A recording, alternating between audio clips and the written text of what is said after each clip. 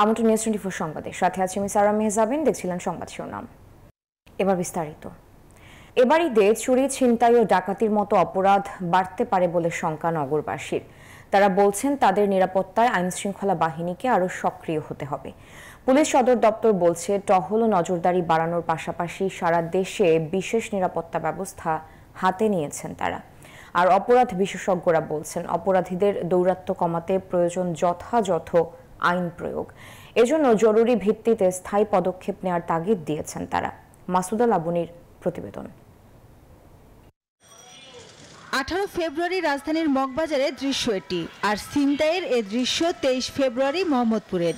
একই দিন রাতে বনশ্রীতেও ঘটে ডাকাতির ঘটনা। এছাড়াও রাজধানীর মোহাম্মদপুরের যত্রতত্র এমন দেশীয় অস্ত্রের প্রদর্শনীতে সৃষ্টি হয় ভীতিকর পরিস্থিতির। যদিও অপারেশন ডেভিল হান্টের পর কিছুটা স্বাভাবিক হতে শুরু করেছে আইনশৃঙ্খলা পরিস্থিতি, এমন অবস্থায় সম্প্রতি ডিএমপি কমিশনার এক সংবাদ সম্মেলনে ঈদে নিজ দায়িত্বে বাসা ও ব্যবসা প্রতিষ্ঠানের নিরাপত্তা নিশ্চিত করতে বলেন, জানিয়ে জনমনে নতুন করে শুরু হয়েছে শঙ্কা। আপনারা যখন বাড়ি যাবেন তখন আপনার বাড়ি, ফ্ল্যাট, দোকান, ব্যবসা প্রতিষ্ঠান এটির একটি নিরাপত্তা ব্যবস্থা নিজ দায়িত্বে করে যাবেন। যার যতটুকু ক্যাপাসিটি আছে তালা দিয়ে তো যাবে, আল্লাহর উপর ভরসা করে তালা দিয়ে যাবে। এখন বাকিটা তো হচ্ছে আসলে এখানে আমাদের ব্যবস্থা মানে কি পুলিশের ব্যবস্থা নিতে হবে। ঈদে বাড়ি যাওয়ার জন্য আলাদা কোনো নিরাপত্তা ব্যবস্থা নেই। প্রত্যেক বাড়ি হয় স্বাভাবিক এটাই, আর বাড়ি ঘর তালা দিয়ে রাখলে সেটা আরো রিস্ক হয়ে যায়। ম্যাক্সিমাম বাড়িতে মানুষজন থাকবে না, যেগুলোতে থাকবে তারা তো সংখ্যায় থাকবেই। আর পুলিশ সদর দফতর জানায় টহল বৃদ্ধি, এটিএম বুথ ও চেকপোস্টে নজরদারি বাড়ানোর পাশাপাশি সারা দেশে বিশেষ নিরাপত্তা ব্যবস্থা নিয়েছে তারা। আমাদের পক্ষ থেকে পর্যাপ্ত ব্যবস্থা রয়েছে, আর সেটি কৌশলগত কারণে হয়তো বলার সুযোগ নেই যে আমরা আসলে কি কি করছি না করছি। এমনিতে দৃশ্যমান যে নিরাপত্তা ব্যবস্থাগুলো সেগুলো তো আপনারা দেখতে পাবেন। অপরাধ বিশেষজ্ঞরা বলছেন পুলিশ নিজেরাই নিরাপত্তাহীনতায়, অপরাধীদের দৌরাত্ম্য কমাতে প্রয়োজন যথাযথ আইন প্রয়োগ। এই প্রসঙ্গগুলো কাটিয়ে উঠবে হলো যখন সাধারণ মানুষ দেখবে যে আইন শৃঙ্খলা পরিস্থিতি ক্রমান্বয়ে স্বাভাবিক হচ্ছে, অপরাধের সংখ্যা কমছে, অপরাধীদের বিরুদ্ধে আইনগত ব্যবস্থা গ্রহণ করা হচ্ছে। এমন অপরাধ বন্ধে জরুরি ভিত্তিতে স্থায়ী পদক্ষেপ নেয়ার প্রয়োজনীয়তা উল্লেখ করেন অপরাধ বিশেষজ্ঞরা। চুরি, ছিনতাই, ডাকাতির মতো অপরাধ বেড়ে যাওয়ায় এবারের ঈদে নিরাপত্তা নিয়ে শঙ্কায় নগরবাসী। অপরাধ বিশেষজ্ঞরা বলছেন যদিও ঈদে এই ধরনের অপরাধ তৎপরতা বেড়ে যায়, তবুও এবারের প্রেক্ষাপট ভিন্ন। পাশাপাশি আইন শৃঙ্খলা বাহিনীর মনোবল ভেঙে গেছে, রয়েছে আইন প্রয়োগের ঘাটতি। নগরবাসীকে স্বস্তি দিতে প্রয়োজন স্থায়ী প্রতিরোধ ব্যবস্থা, যদিও পুলিশ বলছে সর্বোচ্চ প্রস্তুতি রয়েছে তাদের। Masuda Laboni, news 24, Dhaka. 21 August grenade হামলা মামলায় তারেক রহমান সহ সব আসামির খালাসের বিরুদ্ধে আপিল করেছে রাষ্ট্রপক্ষ। বুধবার সকালে অ্যাটর্নি জেনারেল কার্যালয় এই তথ্য নিশ্চিত করেছে, যার শুনানি হতে পারে আজ। বিচারপতি একেএম আসাদুজ্জামান ও বিচারপতি সৈয়দ এনায়েত হোসেনের হাইকোর্ট বেঞ্চ এর আগে 1 ডিসেম্বর তারেক রহমান সহ সব আসামিকে খালাস দিয়েছিলেন। 2018 সালের 10 অক্টোবর ঢাকার একটি আদালত গ্রেনেড হামলার ঘটনায় দায়ের করা 2টি মামলায় বিএনপির সাবেক স্বরাষ্ট্র প্রতিমন্ত্রী লুৎফুজ্জামান বাবর সহ 19 জনকে মৃত্যুদণ্ড দেন। বর্তমানে লন্ডনে অবস্থানরত বিএনপির ভারপ্রাপ্ত চেয়ারম্যান তারেক রহমান সহ 19 জনকে যাবজ্জীবন এবং 11 জনকে বিভিন্ন মেয়াদে কারাদণ্ড দেওয়া হয়। সাবেক তত্ত্বাবধায়ক সরকারের আমলে বাসা থেকে অস্ত্র উদ্ধারের অভিযোগে দায়ের করা মামলায় 17 বছরের দণ্ড থেকে সাবেক স্বরাষ্ট্র প্রতিমন্ত্রী লুৎফুজ্জামান বাবরকে খালাস দিয়েছেন হাইকোর্ট। বুধবার বিচারপতি মোস্তফা জামান ইসলামের নেতৃত্বাধীন দ্বৈত বেঞ্চ এই রায় দেন।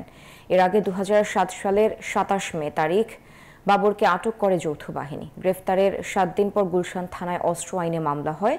2007 সালের 30 অক্টোবর ঢাকার মেট্রোপলিটন স্পেশাল ট্রাইব্যুনাল লাইসেন্সবিহীন রিভলভার পাওয়ার অভিযোগে বাবরকে 17 বছরের সাজা প্রদান করে। বিচারিক আদালতের এই সাজা অবৈধ ছিল বলে হাইকোর্ট তার পর্যবেক্ষণে উল্লেখ করেন। আদালতে বাবরের পক্ষে আইনজীবী বলেন, যৌথ বাহিনী উনাকে গ্রেফতারের 7 দিন পর উদ্দেশ্যমূলকভাবে এই মামলা দায়ের করা হয়। খালাস করেছেন। এই মামলার মধ্য দিয়ে জনাব লুৎফুজ্জামান বাবরের আর কোনো সাজা বাংলাদেশের কোনো আদালতে থাকলো না। তিনি নির্বাচন থেকে শুরু করে সকল কিছুর জন্য আইনগতভাবে উপযুক্ত হলেন এবং আমরা আশা করব তিনি বাংলাদেশের মানুষের আকাঙ্ক্ষাকে সামনে রেখে পরবর্তী রাজনৈতিক কর্মকাণ্ড পরিচালনা করবেন। রাজধানীর খিলক্ষেতে 5 বছরের এক শিশুকে ধর্ষণের অভিযোগ উঠেছে। এ ঘটনায় অভিযুক্ত এক কিশোরকে গ্রেফতার করে পুলিশ। পরে থানায় নিয়ে যাওয়ার সময় পুলিশের গাড়ি থেকে ছিনিয়ে অভিযুক্তকে গণপিটুনি দেয় উত্তেজিত জনতা।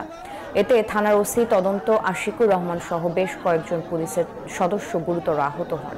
আহতদের স্থানীয় একটি হাসপাতালে ভর্তি করা হয়েছে। বুধবার রাতে খিলক্ষেত বালুরমাছ এলাকায় এ ঘটনা ঘটে।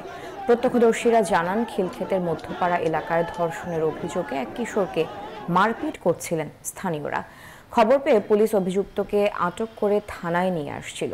এ সময় স্থানীয় কয়েকশো লোক পুলিশের ওপর অতর্কিতে হামলা চালান।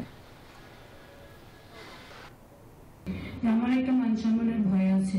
আমি বলতেছি আমার মেয়েটা না সিঁড়ি থেকে পড়ে গেছে, আপনি একটু দেখেন না, ব্যথা পাইছে। উনি বলতেছে আপনি যেটা মিথ্যা কথা বলতেছেন, আপনি মেয়ে সিঁড়ি থেকে পড়ে নেই, পরে অন্য কিছু করাইছে, সত্যি কথা বলেন। পরে আমি বলছি জি এমন এমন ঘটনা হয়েছে। পরে উনিও বলতেছে ঢাকা মেডিকেলে নিয়ে যান। থানার যে তদন্ত আশিক স্যার আর ওনার সাথে যারা আসিল তাদেরকে মাইরা রক্তাক্ত কইরা পুরো অবস্থা খারাপ করে এখানে সব আমজমতা মিললে সবাই মিলে বালুর মাঠে এখানে বালুর টাকি থেকে যখন আসামিটা নিয়ে আসা হচ্ছিল তখন এই ঘটনা। অবশেষে দেশে ফিরেছেন দুবাই থেকে থাইল্যান্ডে পাচার ও পরে মিয়ানমারে স্ক্যাম সেন্টারে বন্দী 18 বাংলাদেশি। মানব পাচারের নির্মম শিকার হয়ে দীর্ঘদিন স্ক্যাম সেন্টারে বন্দী জীবন কাটিয়েছেন তারা। বলেন, কাজের টার্গেট পূরণ করতে না পারলে করা হতো নির্মম নির্যাতন। পরিবার জানায়, অতিরিক্ত অর্থ আয়ের লোভ দেখিয়ে তাদেরকে মিয়ানমারে চীনের মাফিয়াদের কাছে বিক্রি করে দিয়েছিল দালাল চক্র। বিমানবন্দরে দীর্ঘ অপেক্ষা, মানব পাচারের শিকার 18 বাংলাদেশির পরিবারের। বুধবার রাত 1:45টায় থাই এয়ারওয়েজের একটি ফ্লাইটে ঢাকায় অবতরণ করেন তারা। বিমানবন্দরে আপনজনদের পেয়ে কান্নায় ভেঙে পড়েন অনেকে, দেন দুর্বিষহ জীবনের বর্ণনা। বন্দিদশা থেকে ফেরত বাংলাদেশিরা বলেন, ভবিষ্যতের ভালো প্রলোভন দেখিয়ে মানব পাচারকারীরা তাদের প্রথমে থাইল্যান্ড নিয়ে যায়, এরপর মিয়ানমারের স্ক্যাম সেন্টারে বিক্রি করে দেয়। সেখানে তাদের সাইবার অপরাধমূলক কাজে বাধ্য করা হতো, আর প্রতিদিন তারা সেখানে বেঁচে থাকার জন্য লড়াই করতেন। তোরা আমাদেরকে নদীতে নিয়ে যায়, কি বলে ভোটে উঠো, তোমাদের ওই পারে যেতে হবে। ওই পারে যাই, নদী পাস করার পরে ওইখানে আমরা যে লোকেশনে যাই সেটা আর থাইল্যান্ডে ছিল না, ওটা মায়ানমার চলে গেছে। বিগত 6 মাস আটকা ছিলাম। ওখানকার যে পরিস্থিতি ছিলাম, যে অত্যাচার নির্যাতন করছে আমাদের, আমরা আশা ছেড়ে দিয়েছিলাম যে আমরা ওখানে জীবিত ফিরে আসবো আমাদের বাবা মার কাছে। ভুক্তভোগী পরিবারের সদস্যরা জানান, অতিরিক্ত অর্থ আয়ের লোভ দেখিয়ে মিয়ানমারে চাইনিজ মাফিয়াদের কাছে বিক্রি করে দেয় দালাল চক্র। এসব মানব পাচারকারী আর দালালদের দ্রুত আইনের আওতায় আনার দাবি জানান তারা। ওই দালাল মূলত নিয়ে গেছে মায়ানমারে, চাইনিজদের সাথে যোগাযোগ ছিল, ওখানে নিয়ে গিয়ে 1.5 বছরে কন্ট্যাক্ট করে বিক্রি করে দিছিল। এরা গেমিংসের কাম করে, টার্গেট দিত, টার্গেট পূরণ না হলে ইলেকট্রিক শর্ট। যারা দালাল চক্র আছে তাদেরকে যেন দৃষ্টান্তমূলক শাস্তি হয়, এবং দ্বিতীয়ত যেন কোনো মানব পাচারকারীর হাতে আমাদের দেশের ছেলে ভাই কেউ যেন আত্মীয় স্বজন জিম্মি না হয়।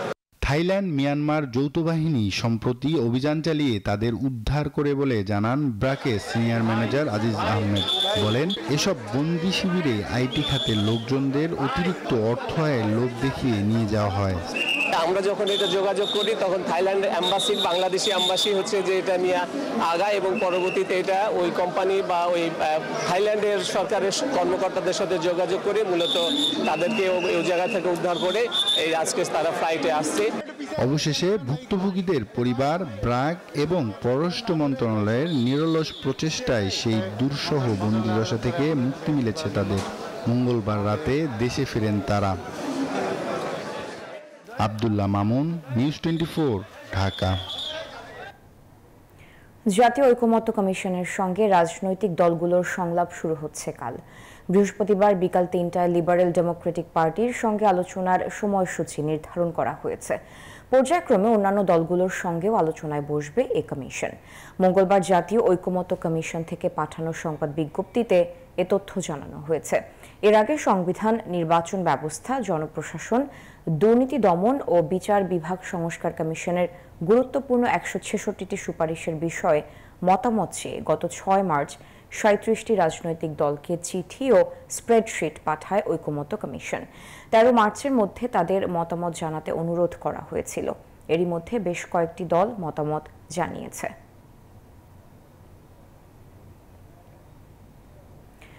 চট্টগ্রাম বিএনপির তৃণমূলের হাল এখন তরুণ নেতৃত্বের হাতে। রাজনৈতিক পরিবারের সন্তান হলেও কাজের মাধ্যমেই তৃণমূলের আস্থার প্রতীক হতে চান তারা। বিগত সময়ের আন্দোলন সংগ্রামেও সম্মুখ সারিতে থেকে নেতৃত্ব দিয়েছেন তাদের অনেকেই। পরিবর্তিত পরিস্থিতিতে আগামী জাতীয় সংসদ নির্বাচনে অংশ নেয়ার প্রস্তুতিও নিচ্ছেন কেউ কেউ। এমন উদীয়মান ৩ বিএনপি নেতা নিউজ 24-কে জানিয়েছেন রাজনীতি নিয়ে তাদের ভবিষ্যৎ পরিকল্পনা। আকরাম হোসাইনের রিপোর্ট, ছবি তুলেছেন আবু জাবেদ। বদলে যাওয়া বাস্তবতায় তরুণদের অবস্থান এখন রাজনীতির সামনের সারিতে। নির্বাচন সহ স্থানীয় রাজনীতির নানা সমীকরণে চট্টগ্রাম বিএনপিতেও সক্রিয় বেশ কয়েকজন তরুণ রাজনীতিক। অবশ্য হঠাৎ করেই তারা রাজনীতিতে এসেছেন, সক্রিয় হয়েছেন তৃণমূলে বলা যাবে না এমনটা। বরং কেউ বিএনপির হয়ে রাজপথে থেকেছেন, দাঁড়িয়েছেন নির্যাতিত নিপীড়িত নেতাকর্মীদের পাশে। আবার কেউ তৃণমূল থেকেই গেছেন কেন্দ্রীয় কমিটিতে। আপনি একজন রাজনৈতিক কর্মী হিসেবে সফল হতে চান, মানুষের কাছে জনপ্রিয় হতে চান বা মানুষের আস্থার পাত্র হতে চান, আমার মনে হয় ওই এলাকার মানুষের সাথে যে আত্মার সংযোগ, এটা স্থাপন করাটা অত্যন্ত অত্যন্ত জরুরি। এবং এটা আসলে হঠাৎ করে হয় না, এটা দীর্ঘদিন পথ চলার মধ্যে দিয়েই এটা হয় বলে আমি মনে করি।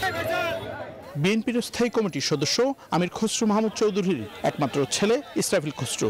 দাবি, বাবার পরামর্শে গত ১৫ বছর ধরেই চট্টগ্রামে দলের নির্যাতিত নিপীড়িত নেতাকর্মীদের পাশে ছিলেন তিনি। বলেন, যে কোনো জটিল পরিস্থিতিতেও কাজ করবেন বিএনপির হয়ে, থাকবেন চট্টগ্রামের সাধারণ মানুষের পাশে। আমার মনে হয়েছে যে এটা আমার নৈতিক দায়িত্ব, এলাকায় এসে নেতাকর্মীদের পাশে দাঁড়ানো, নেতাকর্মীদের সাপোর্ট দেওয়া, তাদের মনোবলটা চাঙ্গা করা এবং তাদের মামলাগুলো মূলত পরিচালনা করা। কিন্তু তাদের বিরুদ্ধে প্রচুর মামলা ছিল। সো এইভাবে আসলে এলাকায় এসে বিভিন্ন একটা পরিসরে কাজ করতে করতে রাজনীতির মধ্যে কিন্তু ইনভলভ হয়ে যাওয়া, নিজের অজান্তেই অ্যাকচুয়ালি সক্রিয় রাজনীতি করবে এটা কখনো ভাবি নাই। বাংলাদেশের প্রবীণ রাজনীতিক বিএনপির ভাইস চেয়ারম্যান আব্দুল্লাহ নোমানের মৃত্যুর পর চট্টগ্রামের রাজনীতিতে আলোচনায় আসেন সাইদ আল নোমান। বলেন, মাঠে সক্রিয় না থাকলেও রাজনীতিতে বাবার ছায়াসঙ্গী হিসেবে ছিলেন তিনি।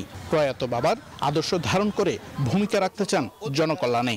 আসলে যখন আপনারা আমাদের জীবনে একেবারে ভেতরে ঢুকে যাবেন, তখন মনে হবে যে ওনার তো কোনো রেডিমেড কিছু নেই, ওনার বাবাও এখন নেই। তো আমার বাকি পথটুকু তো আমাকেই নির্ধারণ করতে হবে, আমাকেই বানিয়ে বানিয়ে আমার রাস্তাটাকে আমার সেখানে হাঁটতে হবে। আমি সেটার জন্য প্রস্তুত, কষ্টের কিন্তু প্রস্তুত। এর বাইরে তরুণ নেতাদের মধ্যে রাজনীতির মাঠে সরব বিএনপির স্থায়ী কমিটির প্রয়াত সদস্য সালাউদ্দিন কাদের চৌধুরীর ছেলে হুমাম কাদের চৌধুরী। বিভিন্ন কার্যক্রমে সক্রিয় রয়েছেন সাবেক হুইপ সৈয়দ ওয়াহিদুল আলমের মেয়ে ব্যারিস্টার শাকিলা ফারজানা। সব মিলিয়ে তরুণ নেতৃত্ব ঘিরে আবর্তিত হচ্ছে চট্টগ্রাম বিএনপির রাজনীতি। আকরাম হোসাইন, নিউজ 24, চট্টগ্রাম। কুষ্টিয়ার চালের দাম বেড়েই চলেছে। অতীতের সব রেকর্ড ভেঙে ৮৫ টাকায় বিক্রি হচ্ছে সরু মিনিকেট চাল। অন্যান্য চালের দাম কেজিতে বেড়েছে ৩ থেকে ৪ টাকা। সবচেয়ে নিম্নমানের চালের কেজি ৫৬ টাকা। রমজান মাসে চালের এমন অস্বাভাবিক দামে ক্ষুব্ধ ভোক্তারা। মিল মালিকদের সিন্ডিকেটকে দুষছেন বিক্রেতারা, আর মিলাররা বলছেন ধানের দাম বৃদ্ধি ও সংকটের কারণেই বাড়ছে চালের দাম। মাহতাবউদ্দিন লালনের পাঠানো তথ্য চিত্রে ডেস্ক রিপোর্ট। আবারও অস্থির চালের বাজার।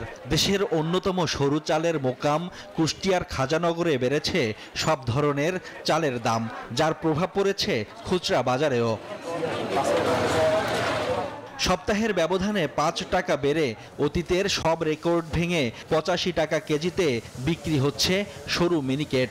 ৩ থেকে ৪ টাকা বেড়েছে কাজল, লতা ও মোটা আটাশ চালের দামও। সবচেয়ে নিম্নমানের চালও বিক্রি হচ্ছে ৫৬ টাকা কেজিতে। কোনো মিলে ধান নাই বললেই চলে, খুবই সংকট, ধান পাওয়া যাচ্ছে না, এই কারণে চালের দাম বাড়ছে। আমরা যে এলসির ধান চাউল আসার কথা, সেক্ষেত্রে সে পরিমাণও আমরা পাচ্ছি না। চালের এমন অস্বাভাবিক দাম বৃদ্ধিতে ক্ষুব্ধ ক্রেতারা। মিল মালিকদের সিন্ডিকেট সহ প্রশাসনের নজরদারির অভাবকে দুষছেন তারা। জিনিসের দাম বেশি হয় তা মানুষ কি করবে, খাবে কোথায়? যদি মিলাতে নজরদারি করে তাহলে কিছুটা হলেও মানে এটা প্রভাব পড়বে। মিল মালিকরা বলছেন ধানের দাম বাড়ার পাশাপাশি সংকটও রয়েছে, তাই চালের দাম বাড়াতে বাধ্য হচ্ছেন তারা।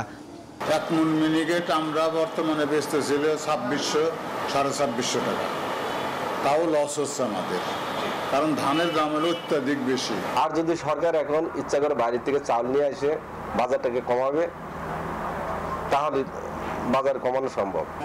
এদিকে সিন্ডিকেটের মাধ্যমে চালের দাম বাড়ালে ব্যবস্থা নেওয়ার আশ্বাস জেলা প্রশাসকের। অদৃশ্য কিছু হাত আছে যেগুলিকে আমরা মানে সত্যিকার অর্থে খুঁজে পাচ্ছি না প্র্যাকটিক্যালি, সে কারণে কিছু সমস্যা তো আছেই। সেগুলো যদি আমরা ধরতে পারি তাহলে এটা আমার মনে হয় যে খুব সহজেই সমাধান করা যাবে। প্রশাসনের নজরদারির পাশাপাশি চালের দাম কমাতে উদ্যোগ নেবে সরকার, এমনটাই আশা সাধারণ ক্রেতাদের। Desk report, news 24। আমন্ত্রণ আরেকবার নিউজ 24 সংবাদে। 5 ঘন্টা পর বগুড়া থেকে বিভিন্ন জেলার সাথে সব ধরনের যান চলাচল স্বাভাবিক হয়েছে। এর আগে 2 নেতাকে মারপিটের প্রতিবাদে সকাল 8টার পর থেকে শ্রমিকরা রাস্তায় নেমে আসে। বিভিন্ন জেলার সাথে সব ধরনের যান চলাচল বন্ধ করে দেয় তারা।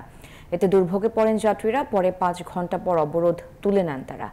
মঙ্গলবার শহরের স্টেশন রোডে নারিকেল ব্যবসায়ীদের সাথে সিএনজি চালকদের বাকবিতণ্ডা থামাতে গিয়ে মোটর শ্রমিক ইউনিয়নের 2 নেতাকে মারধর করা হয়।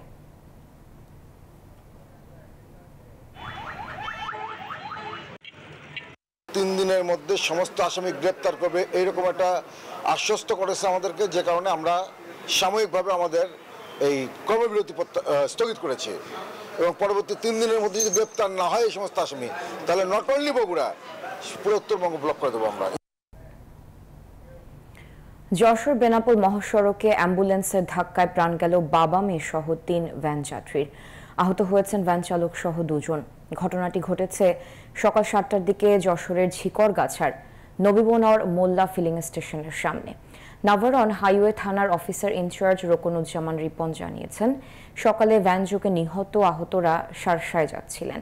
ঘটনাস্থলে পৌঁছলে যশোর অভিমুখী অ্যাম্বুলেন্স সামনে থেকে সজোরে ধাক্কা দিলে ঘটনাস্থলে 3 জন নিহত, ভ্যান চালক সহ 2 জন মারাত্মক আহত হন। পরিবারের সদস্যদের আবেদনের প্রেক্ষিতে লাশ 3টি পরিবারের কাছে হস্তান্তর করা হয়েছে। আহতদের অবস্থা আশঙ্কাজনক। সময় হল আরও একটি বিরতির সাথেই থাকুন। আমন্ত্রণ আরেকবার। আরসা প্রধানের গ্রেফতার ইস্যুতে পররাষ্ট্র মন্ত্রণালয়ে কোনো খবর আসেনি বলে জানিয়েছেন পররাষ্ট্র উপদেষ্টা মোহাম্মদ তৌহিদ হোসেন। বলেন বিষয়টি পুলিশ দেখবে। দুপুরে পররাষ্ট্র মন্ত্রণালয়ে সাংবাদিকদের কথা বলেন উপদেষ্টা। তারা যোগাযোগ করেছে এটা তো মাত্র খবর আসলো, এখন এই নিয়ে আমার বলার মতো কোনো কিছু নাই। আসলে পুলিশকে জিজ্ঞেস করেন। ভারত ম্যাচকে সামনে রেখে আত্মবিশ্বাসী কোচ হাভিয়ার ক্যাব্রেরা, অধিনায়ক জামাল ভুঁইয়া আর হামজা চৌধুরী। 25 এশিয়ান কাপ বাছাইয়ের প্রথম ম্যাচ দিয়ে লাল সবুজ জার্সিতে অভিষেক হবে হামজার। দুপুরে রাজধানীর হোটেল ইন্টারকন্টিনেন্টালে সংবাদ সম্মেলনে তারা জানান, বাংলাদেশের হয়ে খেলার কথা সবসময় চিন্তা করতেন হামজা। এদিকে কোচ হাভিয়ার ক্যাব্রেরা বলছেন, হামজা আসাতে ভারতের চেয়ে শক্তিশালী দল এখন বাংলাদেশ। সাফাই দিয়েছেন কেন ফাহমিদুলকে এখনই দলে রাখা হয়নি। অধিনায়ক জামাল ভুঁইয়াও আহ্বান জানিয়েছেন কোচের সিদ্ধান্তকে সম্মান জানানোর। I'm very hopeful and I'm very excited. Me and the coach have spoken for a number of weeks, and he showed me a lot of the video clips that I've been very surprised with the team's tactical abilities and the way they've been attacking teams. So I'm hopeful that I can add something to the team. I don't have any expectation. I think the Fahamedul situation has been, to me, is a positive situation. We brought Fahamedul. I am the one who has selected Fahamedul because I have been following up on him for months. I have been in touch with his club and his sports director for months. I know him very well. Coach Jedabol said he's not ready. So we have to respect that. Nah. next player, maybe he will do better and he will be into এই ছিল সংবাদে, ধন্যবাদ সাথে থাকার জন্য।